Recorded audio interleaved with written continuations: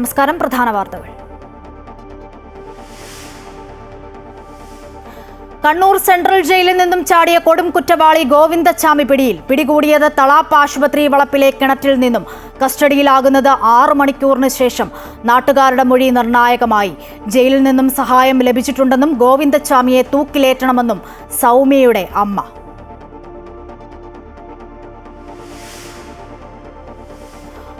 Govindachami jail ചാടിയതിൽ ഗുരുതര വീഴ്ച. Jail ചാട്ടം അറിഞ്ഞത് മതിലിലെ തുണി കണ്ടപ്പോൾ. 4 ഉദ്യോഗസ്ഥർക്ക് സസ്പെൻഷൻ. കണ്ണൂർ റേഞ്ച് DIG അന്വേഷിക്കും. വിയൂർ ജയിലിലേക്ക് മാറ്റും. ജയിൽ ചാട്ടം 1.5 മാസത്തെ ആസൂത്രണത്തിന് ശേഷം. മോഷണം നടത്തി സംസ്ഥാനം വിടാനായിരുന്നു ലക്ഷ്യമെന്ന് ഗോവിന്ദച്ചാമിയുടെ മൊഴി. പ്രതിക്ക് സഹായം ലഭിച്ചോ എന്ന് പരിശോധിക്കുമെന്ന് Kannur city police commissioner.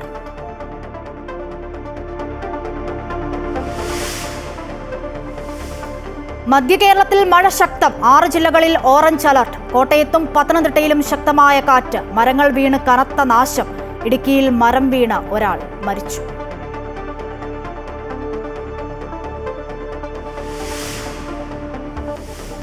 School സമയമാറ്റത്തിലെ തർക്കത്തിൽ സമവായം. രാവിലെ 15 മിനിറ്റും വൈകുന്നേരം 15 മിനിറ്റും അധികമായി എടുക്കാനുള്ള തീരുമാനത്തെ ഭൂരിഭാഗം പേരും സ്വാഗതം ചെയ്തുവെന്ന് മന്ത്രി വി ശിവൻകുട്ടി. സർക്കാർ വിളിച്ച ചർച്ചയിൽ പങ്കെടുത്തത് വിവിധ മതസംഘടനാ പ്രതിനിധികൾ. പരാതിയുള്ളവർക്ക് കോടതിയിൽ പോകാമെന്നും മന്ത്രി.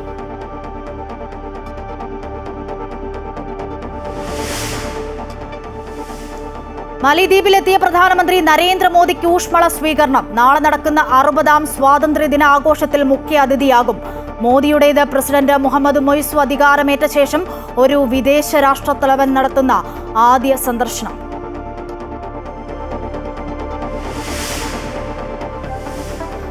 മാഞ്ചസ്റ്റർ ടെസ്റ്റിൽ ഇന്ത്യൻ ബൌളിംഗ് നിര വിയർക്കുന്നു. 1-ാം ഇന്നിംഗ്സിൽ ഇന്ത്യക്കെതിരെ ലീഡിനായി ഇംഗ്ലണ്ട്. 2 വിക്കറ്റിന് 332 റൺസ് എന്ന നിലയിൽ.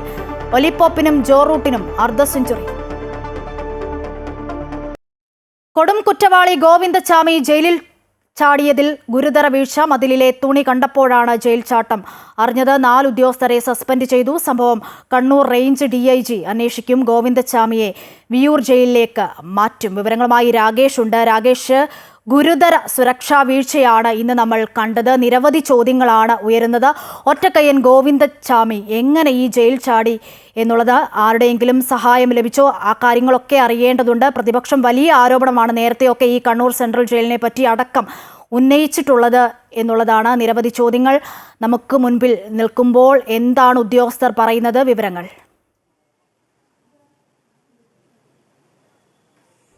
ഗോവിന്ദച്ചാമി ജയിൽ ചാടിയ സംഭവവുമായി ബന്ധപ്പെട്ട് ഇപ്പോൾ 4 ഉദ്യോഗസ്ഥർക്കെതിരെയാണ് നടപടിയെടുത്തിരിക്കുന്നത്. കണ്ണൂർ സെൻട്രൽ ജയിലിലെ deputy prison officer Rajeesh, assistant prison ഓഫീസർമാരായ സഞ്ജയ്, അഖിൽ, നൈറ്റ് ഓഫീസർ റിജോ എന്നിവരെയാണ് ഇപ്പോൾ പ്രാഥമികമായി സസ്പെൻഡ് ചെയ്തിരിക്കുന്നത്.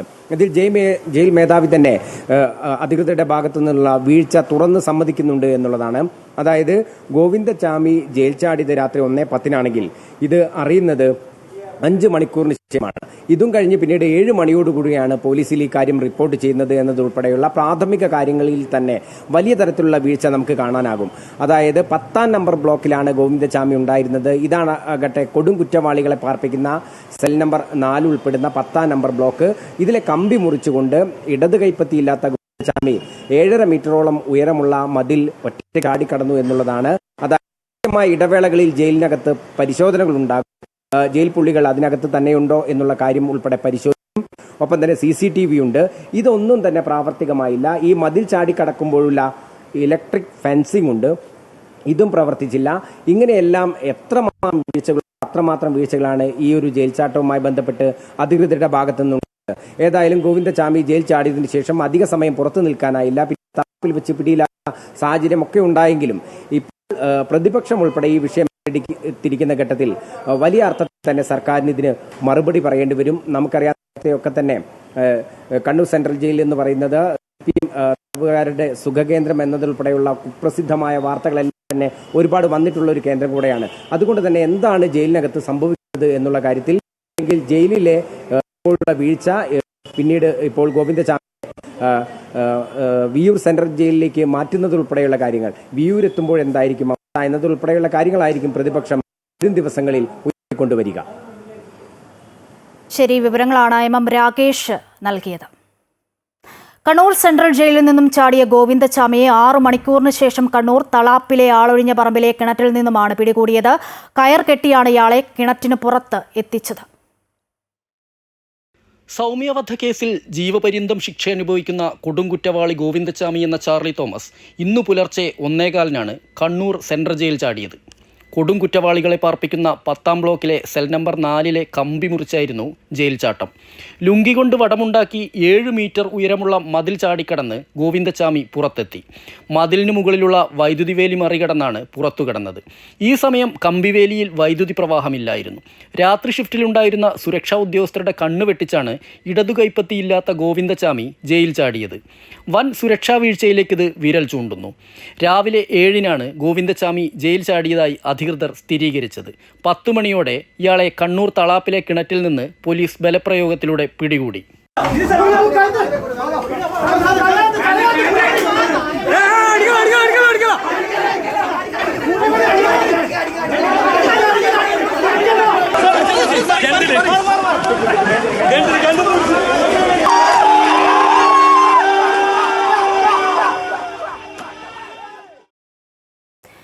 ക്യാപിറ്റൽ പണിഷ്മെന്റ് വിവാദത്തിൽ മുതിർന്ന CPM നേതാവ് പിരപ്പൻകോട് മുരളി നടത്തിയ പരാമർശത്തിനെതിരെ CPM സംസ്ഥാന സെക്രട്ടറി MV ഗോവിന്ദൻ പരാമർശം അസംബന്ധവും തോന്നിയാസവുമാണെന്ന് MV ഗോവിന്ദൻ പറഞ്ഞു. പിരപ്പൻകോടിന് പാർട്ടി അംഗത്വം പോലുമില്ല എന്നും അദ്ദേഹം പ്രതികരിച്ചു. ആദ്യം പ്രതികരണത്തിലേക്ക്. ശുദ്ധ അസംബന്ധം പറയുന്നതാണ്. ഇമാതിരി അസംബന്ധം പറയുന്ന കുറേണ്ണുണ്ട്.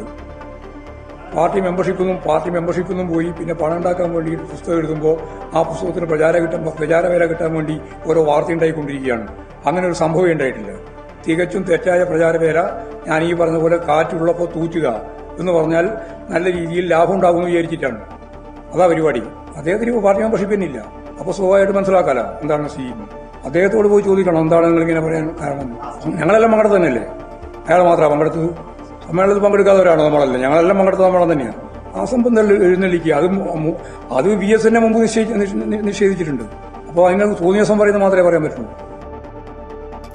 MV ഗോവിന്ദന് മറുപടിയുമായി പിരപ്പൻകോട് മുരളി തത്സമയം അമൃത ന്യൂസിനൊപ്പം ചേരുകയാണ്. ഞാൻ മനസ്സിലാക്കുന്നത് അൺഫിൽട്ടർ ഡിസൂസ തത്സമയമുണ്ട് പിരപ്പൻകോട് മുരളിയോടൊപ്പം എന്നതാണ്.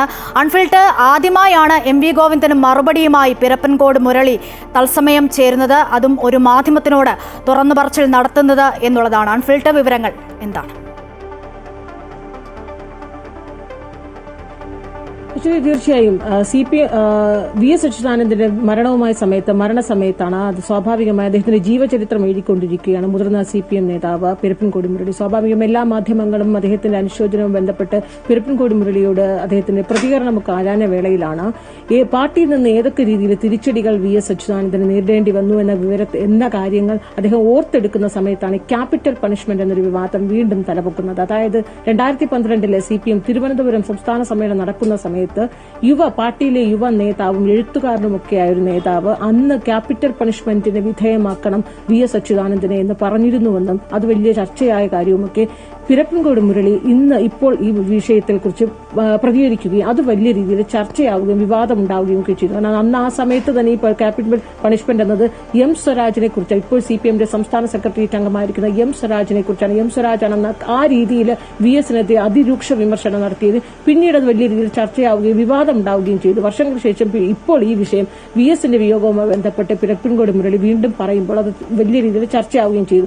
ഇന്ന് CPM സംസ്ഥാന സെക്രട്ടറി വാർത്താസമ്മേളന സമയത്ത് മാധ്യമങ്ങൾ ഇത് ചോദിക്കുമ്പോഴാണ് അതിരൂക്ഷമായ വിമർശനവുമായി അതിരൂക്ഷമായാണ് ഇതിന് പ്രതികരിക്കുന്നത് MV ഗോവിന്ദൻ. അത്തരത്തിൽ ശുദ്ധ അസംബന്ധമാണ് പിരപ്പൻകോട് മുരളി പറഞ്ഞത്. അങ്ങനെ അത് ശുദ്ധ അസംബന്ധമാണ്, തോന്നിവാസമാണ്. അങ്ങനെ ഒരു സംഭവം അന്നുണ്ടായിരുന്നില്ല. അത് പിന്നീട് VS തന്നെ അത് അങ്ങനെ ഉണ്ടായിട്ടില്ല എന്ന് പറയുകയും ചെയ്തു. മാത്രമല്ല ജീവചരിത്ര പുസ്തകം എഴുതിക്കൊണ്ടിരിക്കുകയാണ്. ആ പുസ്തകത്തിന്റെ പ്രചാരണത്തിന് വേണ്ടിയും പ്രചാരണത്തിന് വേണ്ടി ഇത്തരത്തിലുള്ള പരാമർശങ്ങൾ നടത്തുന്നത് എന്ന രീതിയിൽ അതിരൂക്ഷ വിമർശനമാണ് MV ഗോവിന്ദൻ നടത്തിയത്. എന്തായാലും ആ അതിരൂക്ഷ വിമർശനത്തിനെതിരെ പിരപ്പൻകോട് മുരളി തന്നെ ഇപ്പോൾ തത്സമയം നമ്മോടൊപ്പം ചേരുകയാണ്. അദ്ദേഹം ആദ്യമായി പ്രതികരിക്കുകയാണ്. അമൃത വാർത്തകളോട് ആദ്യത്തെ അദ്ദേഹത്തിന്റെ പ്രതികരണം.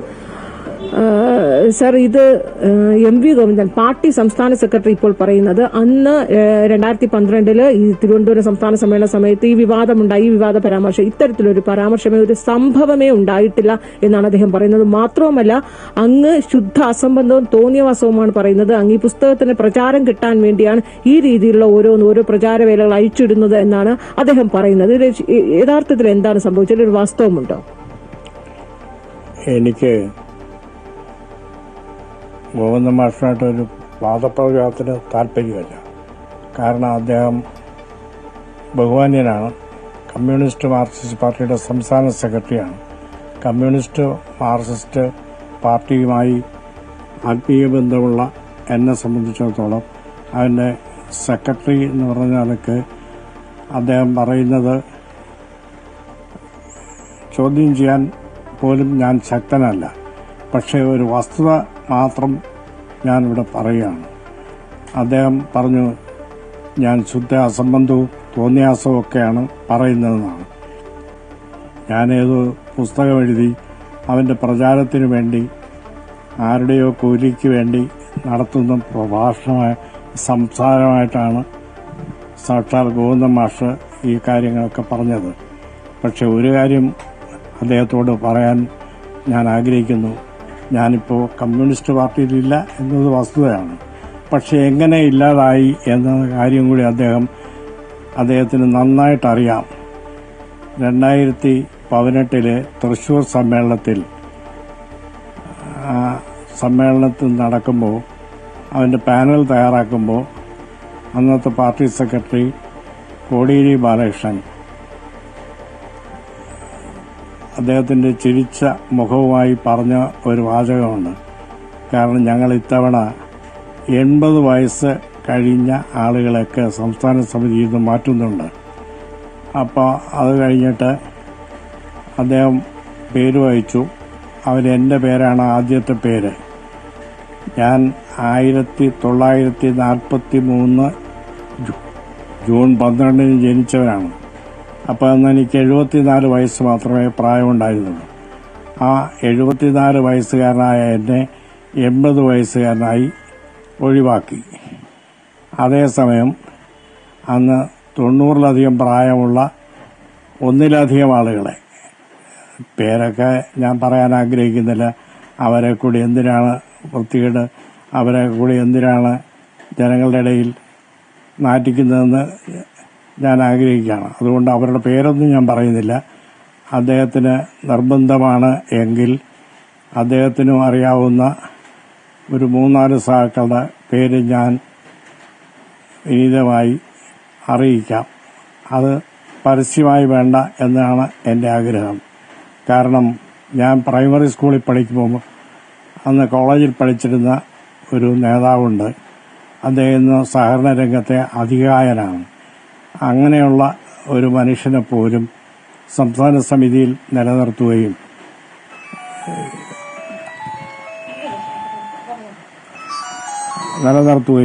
എന്നെ ഒഴിവാക്കുകയും, എന്നെ മാത്രമല്ല 64 വയസ്സ് മാത്രം പ്രായമുള്ള ആലപ്പുഴയിലെ CK സദാശിവനടക്കം ഉള്ള ആളുകളെ ഒഴിവാക്കുകയും ഒക്കെ ചെയ്തത് തോന്നിയവാസമാണോ അല്ല ഏതെങ്കിലും ശുദ്ധ അസംബന്ധമാണോ എന്നത് ഗോവിന്ദ മാഷ് തന്നെ തീരുമാനിക്കട്ടെ. പിന്നെ എന്നെ പാർട്ടിയിൽ നിന്ന് പുറത്താക്കിയെന്നാണ് അദ്ദേഹം പറയുന്നത്. ഞാനൊരു സാംസ്കാരിക രംഗത്തും രാഷ്ട്രീയ രംഗത്തും രാഷ്ട്രീയ വിദ്യാഭ്യാസ രംഗത്തും പ്രവർത്തിച്ചിരുന്ന ഒരു പ്രവർത്തകനാണ്. എൻ്റെ പേരിൽ എന്തെങ്കിലും അഴിമതി ആക്ഷേപമോ സ്വജനപക്ഷപാതമോ സമ്പാദ്യമോ നടത്തി, പാർട്ടി ഉപയോഗിച്ച് നടത്തി എന്ന് പറഞ്ഞ ഒരു ആക്ഷേപം ഇന്നുവരെ വന്നിട്ടില്ല. ഇന്നുവരെ എൻ്റെ പേരിൽ അങ്ങനെ ഒരു നടപടിയും എടുത്തിട്ടില്ല. അപ്പോൾ ഈ സംസ്ഥാന സമിതിയിൽ നിന്ന് ഒഴിവാക്കിയ ശേഷം എന്നെ മറ്റൊരു ഘടകത്തിൽ ഉൾപ്പെടുത്തിയിട്ടില്ല എന്നത് മാത്രമാണ് സത്യം. അപ്പോൾ ഞാൻ പാർട്ടിയല്ല എന്ന് പറഞ്ഞാൽ അത് സത്യമാണ്. പക്ഷേ നടപടിക്ക് വിധേയനായിട്ടല്ല ഞാൻ പാർട്ടിക്ക് പുറത്തു നിൽക്കുന്നത്. അത് സ്വാഭാവികമായി പാർട്ടി എന്നെ ഉൾക്കൊള്ളാത്തതുകൊണ്ട് ഞാൻ പാർട്ടിക്കെതിരായി പ്രവർത്തിക്കാനും പോയിട്ടില്ല. ഞാൻ പാർട്ടി വിശ്വാസിയാണ്. പാർട്ടി ഇപ്പോഴും അംഗീകരിക്കുന്നു. ഗോവിന്ദ മാഷ് പോലും അംഗീകരിക്കുന്നു. പക്ഷെ മാഷ് എന്നെക്കുറിച്ച് ഇത്തരത്തിൽ ഒരു തോന്നിയാസവും ശുദ്ധാസംബന്ധവും പറയുന്ന ആളാണെന്ന് പറയുന്നത് യാതൊരു വസ്തുതയുള്ളതല്ല. ഈ 2012 തിരുവനന്തപുരത്ത് സമ്മേളനം നടക്കുമ്പോൾ ഒരു ചെറുപ്പക്കാരനെന്ന് മാത്രമേ ഞാൻ പറഞ്ഞുള്ളൂ. സ്വരാജ് എന്ന് പറഞ്ഞിട്ടില്ല. സ്വരാജ് എന്ന് പോലും ഞാൻ എൻ്റെ അഭിമുഖത്തിൽ ഒരിടത്തും പറഞ്ഞിട്ടില്ല. അപ്പോൾ സ്വരാജിനെ ഈ കോഴിമോഷണം പോയി എന്ന് പറഞ്ഞാൽ തലയിൽ തപ്പുന്ന അത് ഞാനല്ല എന്ന് പറയുന്നത് പോലെ സ്വരാജാണെന്ന് ഇപ്പോൾ ഗോവിന്ദ മാഷടക്കം സമ്മതിക്കുന്ന ഒരു അവസ്ഥയുണ്ട്. പക്ഷേ ഞാനൊരു കാര്യം, ഗോവിന്ദ മാഷ ഞാൻ പറഞ്ഞ അസംബന്ധമാണ്, ശുദ്ധ തോന്നിവാസമാണെന്ന് പറഞ്ഞ് അതുകൊണ്ട് മാത്രം പറയുകയാണ്. അതിൻ്റെ അടുത്ത ദിവസം അതിൻ്റെ സമാപന സമ്മേളനത്തിൽ ഈ ചന്ദ്രശേഖരനാഥ് സ്റ്റേഡിയത്തിൽ സഖാവ് VS-ന്റെ ഒരു പ്രസംഗമുണ്ടായിരുന്നു, മറുപടി പ്രസംഗം. ആ പ്രസംഗത്തിൽ കൃത്യമായി പേര് പറഞ്ഞിട്ടില്ല. ഈ ക്യാപിറ്റൽ പണിഷ്മെന്റിനെ കുറിച്ച് സംസാരിച്ചിട്ടുള്ളത് ഏത് ചാനലുകാരോട് ചോദിച്ചാലും അവർ അത് റീപ്ലൈ ചെയ്തു തരും. അത് കേട്ടു നോക്കിയിട്ട് ഞാനാണോ തോന്നിയാസം കാണിച്ചത് പിന്നെ എന്ന് മനസ്സിലാക്കാൻ സാധിക്കും. ഞാൻ പുസ്തകം എഴുതുന്നത് കാശ് സമ്പാദിക്കാൻ വേണ്ടിയാണ് എന്നാണ് അദ്ദേഹത്തിന്റെ ഒരു ആക്ഷേപം. ഞാൻ സഖാവ് P. കൃഷ്ണനെക്കുറിച്ച്, EMS-നെ കുറിച്ച്, AKGയെ കുറിച്ച്, നായനാരെ കുറിച്ചൊക്കെ എഴുതി. കാരണം കേരളത്തിലെ കമ്മ്യൂണിസ്റ്റ് പ്രസ്ഥാനം എങ്ങനെ വളർന്നു എന്ന് ജനങ്ങളെ പഠിപ്പിക്കാൻ വേണ്ടിയാണ് ഞാൻ എൻ്റെ നാടകങ്ങൾ ആദ്യകാലത്ത് എഴുതിയത്. അപ്പോൾ സ്വാഭാവികമായും കമ്മ്യൂണിസ്റ്റ് ആശയങ്ങൾ പ്രചരിപ്പിക്കാൻ വേണ്ടി പുസ്തകങ്ങൾ എഴുതുന്നത് അത് ധനസമ്പാദനത്തിനുള്ള മാർഗമാണ് എന്ന് അങ്ങ് കരുതുന്നുണ്ടെങ്കിൽ ദയവായി എൻ്റെ ബാങ്ക് ബാലൻസും കാര്യങ്ങളും ഒക്കെ പരിശോധിക്കാൻ അങ്ങേക്ക് തരാം. ഒരു നയാ പൈസയെങ്കിലും 10 വർഷം MLA-യും 5 വർഷം പഞ്ചായത്ത് പ്രസിഡന്റും ഒക്കെ ആയിരുന്ന എന്നെ സംബന്ധിച്ച് എൻ്റെ കുടുംബത്തിൽ നിന്ന് എനിക്ക് കിട്ടിയതൊഴിച്ച് 1 സെന്റ് ഭൂമിയെങ്കിലും എനിക്ക് അധികമുണ്ടെങ്കിൽ, ഒരു 10 പൈസയെങ്കിലും എനിക്ക് ബാങ്ക് ബാലൻസ് ഉണ്ടെങ്കിൽ അത് കാണിച്ചാൽ തീർച്ചയായും ഞാൻ അത് മുഴുവൻ പാർട്ടിക്ക് ബഹുജനങ്ങൾക്ക് സംഭാവന ചെയ്യാൻ യാതൊരു ബുദ്ധിമുട്ടും എനിക്കില്ല. അതുകൊണ്ട് ദയവായി എന്റെ മാന്യതയും എന്റെ വിശ്വാസ്യതയും ചോദ്യം ചെയ്യരുത് എന്ന് മാത്രം അങ്ങയോട് വിനീതമായി ഞാൻ അഭ്യർത്ഥിക്കുകയാണ്. കാരണം വേറൊന്നുകൊണ്ടല്ല, അങ്ങ് കമ്മ്യൂണിസ്റ്റ് മാർക്സിസ്റ്റ് പാർട്ടിയുടെ സംസ്ഥാന സെക്രട്ടറിയാണ്.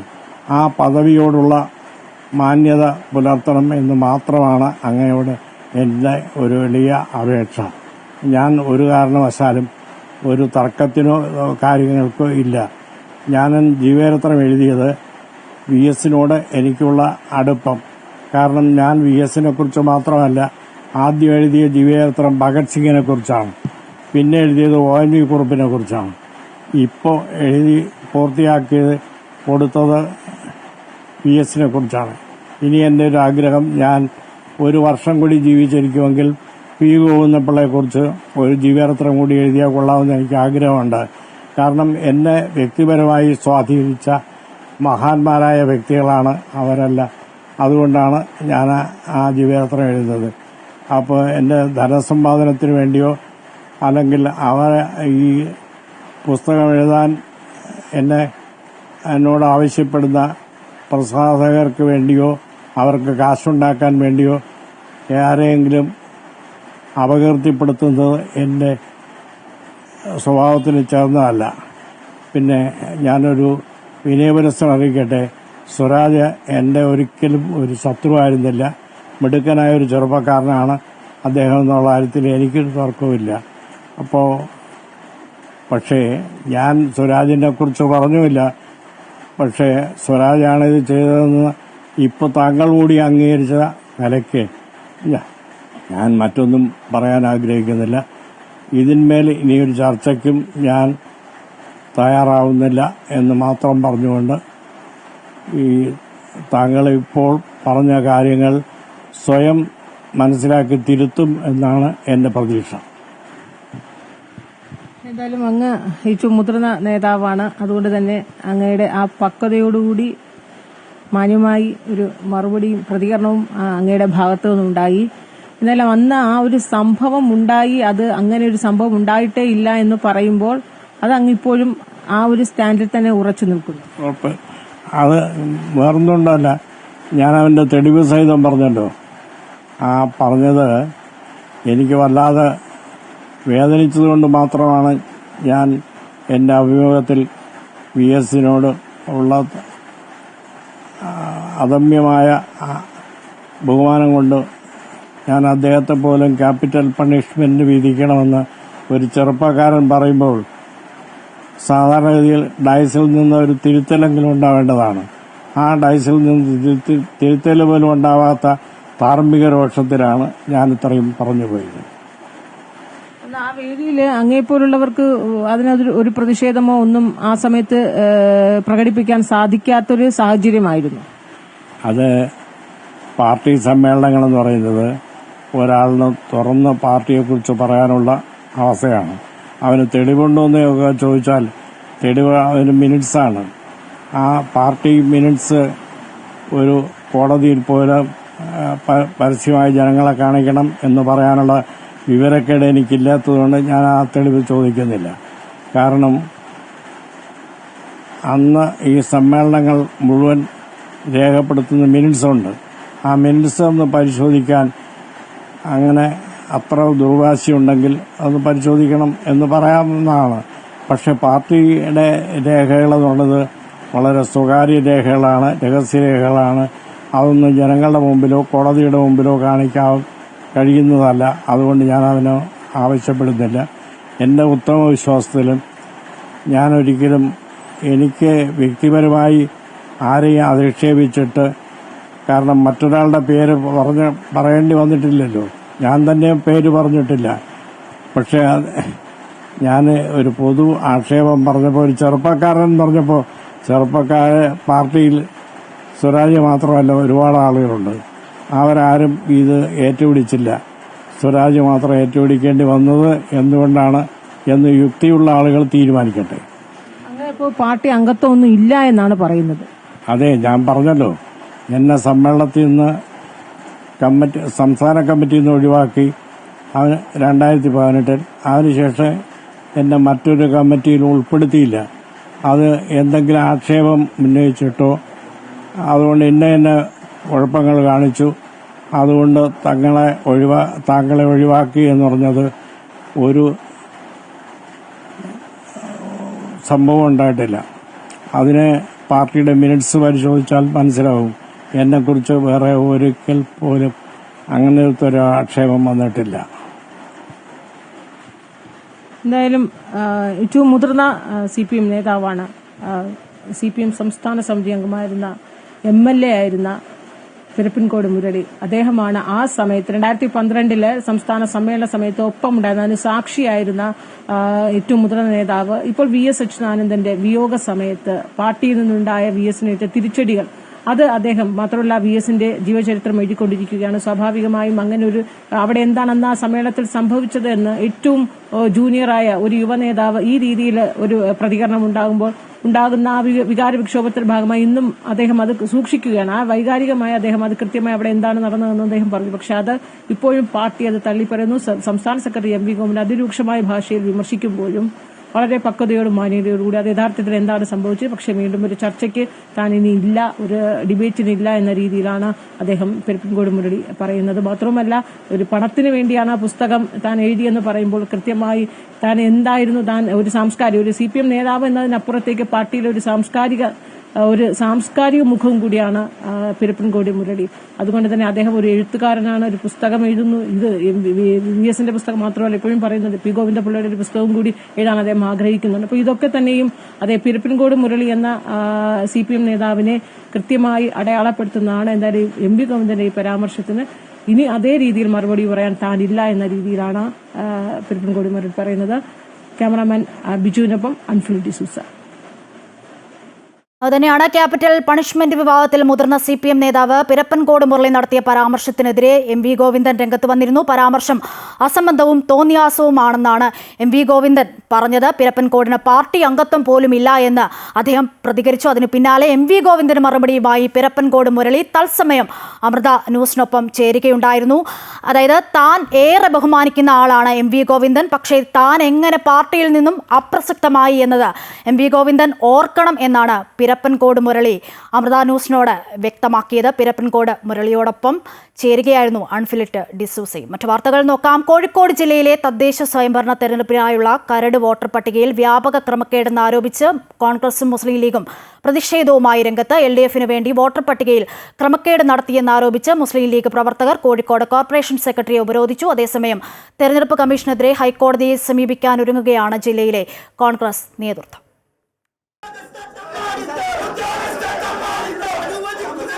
LDF-ന്റെ തുടർഭരണം ഉറപ്പാക്കാൻ വോട്ടർ പട്ടികയിൽ വ്യാപകമായി ക്രമക്കേട് നടത്തിയെന്നാരോപിച്ചാണ് കോഴിക്കോട് കോർപ്പറേഷൻ സെക്രട്ടറിയെ മുസ്ലിം ലീഗ് പ്രവർത്തകർ ഉപരോധിച്ചത്.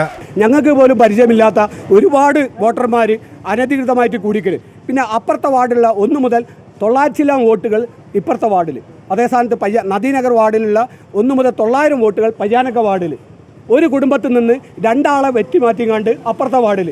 ഇത് ആരടിസ്ഥാനമാക്കിയിട്ടാണ് ഈ വോട്ടർ പട്ടിക ഉണ്ടാക്കിയത്? ഇവർ സെക്രട്ടറിയെ ഉപരോധിച്ച പ്രവർത്തകരെ പോലീസ് അറസ്റ്റ് ചെയ്ത് നീക്കി. വോട്ടർ പട്ടികയിൽ പരാതികൾ ഉണ്ടെങ്കിൽ പരിഹരിക്കാൻ കോർപ്പറേഷൻ സെക്രട്ടറി സർവകക്ഷി യോഗം വിളിച്ചു ചേർത്തിട്ടും ജനാധിപത്യം അട്ടിമറിക്കാനായാണ് മുസ്ലിം ലീഗ് ശ്രമിക്കുന്നതെന്നാരോപിച്ച് LDF കൗൺസിലർമാരുടെ നേതൃത്വത്തിൽ പിന്നീട് കോഴിക്കോട് കോർപ്പറേഷനിൽ പ്രതിഷേധ പ്രകടനവും നടന്നു. ജോലി തടസ്സപ്പെടുത്തിയതിനെതിരെ കോർപ്പറേഷൻ ജീവനക്കാരും പ്രതിഷേധിച്ചു. അതേസമയം LDF-നായി ക്രമക്കേടിന് കൂട്ടുനിൽക്കുന്ന തെരഞ്ഞെടുപ്പ് കമ്മീഷണറെ മാറ്റിയില്ലെങ്കിൽ ഹൈക്കോടതിയുടെ നിരീക്ഷണം ആവശ്യപ്പെട്ട് കോടതിയെ സമീപിക്കാനൊരുങ്ങുകയാണ് കോഴിക്കോട് ജില്ലാ കോൺഗ്രസ് നേതൃത്വം. സംസ്ഥാന തെരഞ്ഞെടുപ്പ് കമ്മീഷണർ A. ഷാജഹാൻ AKG സെന്ററിലെ സെക്രട്ടറിയെ പോലെയാണ് പ്രവർത്തിക്കുന്നതെന്ന് DCC അധ്യക്ഷൻ K. പ്രവീൺകുമാർ പറഞ്ഞു. ഇത് ഇലക്ഷൻ കമ്മീഷണറായ ശ്രീ ഷാജഹാൻ AKG സെന്ററിലെ സെക്രട്ടറിയെ പോലെയാണ് ഇപ്പോൾ പ്രവർത്തിച്ചുകൊണ്ടിരിക്കുന്നത്. നിരവധിയായ ഉദ്യോഗസ്ഥർ ഇയാൾക്ക് കൂട്ടുനിന്നുകൊണ്ട് തെരഞ്ഞെടുപ്പ് പ്രക്രിയകൾ അട്ടിമറിക്കാൻ ബോധപൂർവമായി നേതൃത്വം നൽകുന്നു. കരട് വോട്ടർ പട്ടികയെക്കുറിച്ചുള്ള പരാതി നൽകാനുള്ള അവസാന തീയതി ഓഗസ്റ്റ് 30. വരും ദിവസങ്ങളിൽ ഈ വിഷയം ഉന്നയിച്ച് പ്രക്ഷോഭം ശക്തമാക്കാനുള്ള തീരുമാനത്തിലാണ് പ്രതിപക്ഷ പാർട്ടികൾ. അമൃത ന്യൂസ്, കോഴിക്കോട്. മധ്യതെക്കൻ കേരളത്തിൽ അതിശക്ത മഴയ്ക്ക് സാധ്യതയെന്ന് കാലാവസ്ഥാ വകുപ്പ്. 7 ജില്ലകളിൽ ഓറഞ്ച് അലർട്ട് പ്രഖ്യാപിച്ചു. കൊല്ലം, പത്തനംതിട്ട, ആലപ്പുഴ, കോട്ടയം, എറണാകുളം, ഇടുക്കി, തൃശൂർ ജില്ലകളിലാണ് ഓറഞ്ച് അലർട്ട്. സംസ്ഥാനത്ത് അടുത്ത 5 ദിവസം ശക്തമായ മഴ പെയ്യുമെന്ന് മുന്നറിയിപ്പുണ്ട്. മഹാരാഷ്ട്ര തീരം മുതൽ കേരളം വരെ തീരത്തോട് ചേർന്ന് ന്യൂനമർദ്ദപാത്തി സ്ഥിതി ചെയ്യുന്നു. പശ്ചിമ ബംഗാൾ തീരത്ത് മുകളിലും വടക്ക് പടിഞ്ഞാറൻ ബംഗാൾ ഉൾക്കടലിലും മുകളിലുമായി തീവ്ര ന്യൂനമർദ്ദം രൂപപ്പെട്ടതും മഴ ശക്തമാക്കും. ശക്തമായ കാറ്റിനെ തുടർന്ന് കോട്ടയം ജില്ലയുടെ വിവിധ ഭാഗങ്ങളിൽ വ്യാപക നാശനഷ്ടം. പനച്ചിക്കാട് സഹകരണ ബാങ്കിന്റെ മുകളിൽ സ്ഥാപിച്ചിരുന്ന സോളാർ പാനലുകൾ കാറ്റിനെ തുടർന്ന് 100 മീറ്ററോളം അകലെയുള്ള കൃഷിഭവൻ കെട്ടിടത്തിന് മുകളിൽ വീണു. കെട്ടിടത്തിന്റെ മുകളിലെ ഓടുകൾ തകർന്നു. സംഭവത്തിൽ ആർക്കും പരിക്കില്ല. മഴയിൽ കൃഷിഭവനിനുള്ളിൽ മഴവെള്ളം കയറി. പനച്ചിക്കാട് സായിപ്പ് കവലയിൽ മരങ്ങൾ റോഡിലേക്ക് വീണ് ഗതാഗതക്കുരുക്കുണ്ടായി. പാലാ ഏറ്റുമാനൂർ റോഡിൽ ചേർപ്പുങ്കലിൽ മരത്തിന്റെ കൊമ്പ് ഒടിഞ്ഞു വീണ ഗതാഗതം തടസ്സപ്പെട്ടു. മരത്തിന്റെ കൊമ്പ് ഓട്ടോറിക്ഷയ്ക്ക് മുകളിലേക്ക് വീണ് ഓട്ടോറിക്ഷ ഭാഗികമായി തകർന്നു.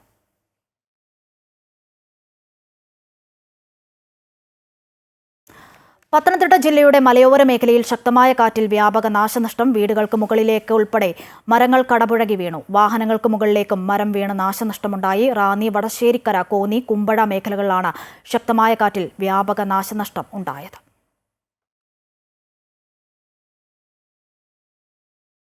കൊല്ലം പുനലൂർ കോട്ടവട്ടത്ത് മഴയിലും ശക്തമായ കാറ്റിലും വീടിന് മുകളിലേക്ക് മരം വീണു. കോട്ടവട്ടം കാരിക്കുഴി സ്വദേശി സുധാകരൻ പിള്ളയുടെ വീടിന്റെ മേൽക്കൂര തകർന്നു. വീടിനുള്ളിൽ സുധാകരൻ പിള്ളയും ഭാര്യയും ഉണ്ടായിരുന്നു. തകർന്ന ഭാഗത്തിന്റെ തൊട്ടടുത്ത മുറിയിൽ ആയിരുന്നതിനാൽ ആളപായം ഒഴിവായി. ചോർന്നൊലിക്കുന്ന വീട്ടിൽ മഴവെള്ളത്തിൽ ചവിട്ടി തെന്നി വീണ് നാട്ടിക MLA CC മുകുന്ദന് വലതുകാലിന് പരിക്ക്. 15 ദിവസത്തെ വിശ്രമമാണ് ഡോക്ടർമാർ നിർദ്ദേശിച്ചത്. വീട് ജപ്തി ഭീഷണിയിലാണ് MLA നേരത്തെ പറഞ്ഞിരുന്നു. ആരും തന്നെ സഹായിക്കുമെന്ന് പ്രതീക്ഷയില്ല എന്നും CC മുകുന്ദൻ MLA പറയുന്നു. CC മുകുന്ദൻ MLAയുടെ തട്ടിടാത്ത വീടിന്റെ ഓടുകൾക്കിടയിലൂടെ വെള്ളം കിടപ്പുമുറിയിലെത്തും. ചോർന്നൊലിക്കുന്ന വീട്ടിൽ ഭാര്യയ്ക്കും മകൾക്കുമൊപ്പം താമസിക്കുമ്പോഴും വായ്പാ കുടിശ്ശിക മൂലം ജപ്തിയുടെ വക്കിലാണ് കുടുംബമെന്ന് MLA നേരത്തെ പറഞ്ഞിരുന്നു.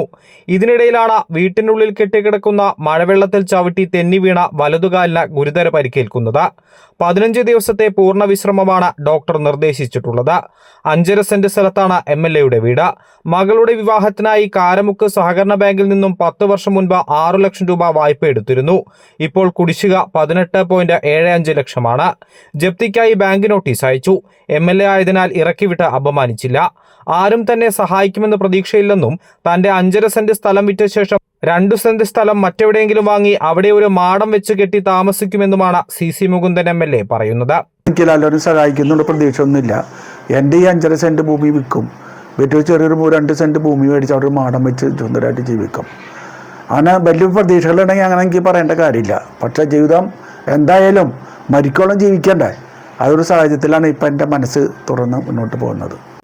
MLA ആയപ്പോൾ കാറ് വാങ്ങാനായി സർക്കാർ അനുവദിച്ച 10 ലക്ഷത്തിന്റെ തിരിച്ചടവിന് മാസം 28,000 രൂപ വേണം. കൂടാതെ 3 ലക്ഷത്തിന്റെ bank വായ്പയുമുണ്ട്. Amrita news, Thrissur.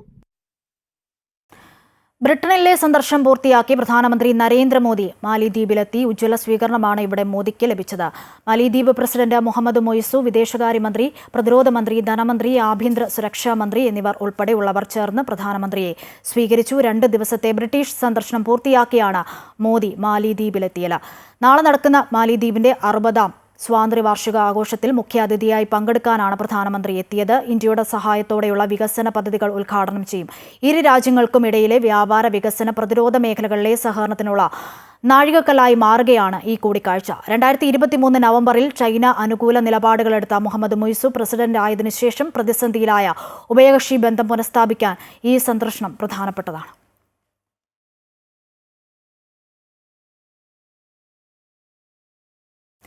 Palestine പ്രശ്നത്തിൽ നിർണായക പ്രഖ്യാപനവുമായി ഫ്രാൻസ്. പലസ്തീനെ രാജ്യമായി അംഗീകരിക്കുമെന്നാണ് ഫ്രഞ്ച് പ്രസിഡന്റ് ഇമ്മാനുവൽ മാക്രോണിന്റെ പ്രഖ്യാപനം. സെപ്റ്റംബറിൽ നടക്കുന്ന ഐക്യരാഷ്ട്രസഭയുടെ പൊതുസഭയിൽ വെച്ച് ഫ്രാൻസ് പ്രതിനിധി ഇത് സംബന്ധിച്ച് പ്രഖ്യാപനം നടത്തുമെന്ന് അദ്ദേഹം വ്യക്തമാക്കി.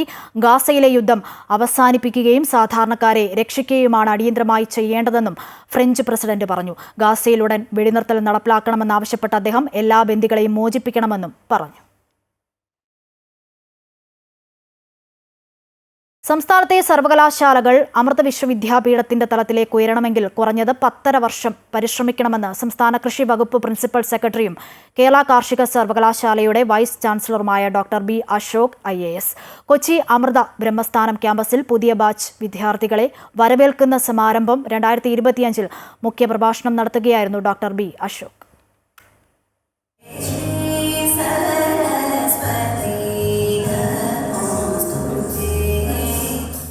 School of arts, humanities, commerce വിഭാഗങ്ങളിൽ പുതിയതായി എത്തിയ 700ഓളം വിദ്യാർത്ഥികളെ വരവേൽക്കുന്ന ചടങ്ങിലാണ് പ്രമുഖർ അമൃത വിശ്വവിദ്യാപീഠത്തിന്റെ ഗുണനിലവാരങ്ങൾ നിരീക്ഷിച്ചത്. ക്യാമ്പസ് ഡയറക്ടറും ഡീനുമായ ഡോക്ടർ യു കൃഷ്ണകുമാർ സ്വാഗതം ആശംസിച്ച ചടങ്ങിൽ മാതാ അമൃതാനന്ദമയി മഠം ജനറൽ സെക്രട്ടറി സ്വാമി പൂർണ്ണാമൃതാനന്ദപുരി അനുഗ്രഹ പ്രഭാഷണം നടത്തി. When you try to study about one star, when you look through the telescope, when you see the millions of stars shining in the sky, you will come to know one lifespan is not enough to study about even one star. When you learn more and more, you will come to know your limitation. You become more humble, more simple. Amrita വിശ്വവിദ്യാപീഠത്തിൽ തുടർ പഠനം നടത്താൻ വിദ്യാർത്ഥികൾ എടുത്ത തീരുമാനം അഭിനന്ദനാർഹമാണെന്ന് doctor B Ashok IAS പറഞ്ഞു. There are a few distinct things which Amrita is noted for. For instance, many of us forget that Amrita, of course, is the best ranked overall university in the state of Kerala, and it exceeds the best public university by 14 marks in that ranking schedule. 14 distinct marks. So suppose the best ranked, I am talking about the Kerala University, is to match Amrita's present grading at the present rate of growth which that university is able to muster on an annual basis. It will take 10.5 years to match Amrita in its present grading. I hardly recognize whether all of us are prescient about that fact. Amrita school of nano science and molecular medicine വിഭാഗം മേധാവി doctor Shanthikumar Nair ചടങ്ങിൽ അധ്യക്ഷത വഹിച്ചു. USA Georgia institute of ടെക്നോളജിയിലെ aerospace engineering മുൻ professor doctor Narayanan Menon Komereth, USA Houston സർവകലാശാലയിലെ sociology and India സ്റ്റഡീസിലെ മുൻ professor doctor Sarath Menon, Kerala school of മാത്തമാറ്റിക്സിലെ ഗവേഷകനും FACT കൊച്ചിയിലെ മുൻ സ്ട്രക്ചറൽ ഡിസൈൻ എഞ്ചിനീയറും ചീഫ് എഞ്ചിനീയറുമായ ഡോക്ടർ PK രാജശേഖർ തുടങ്ങിയവർ സമാരംഭം 2025 വിദ്യാർത്ഥികളെ അഭിസംബോധന ചെയ്തു. അമൃത ന്യൂസ്, കൊച്ചി.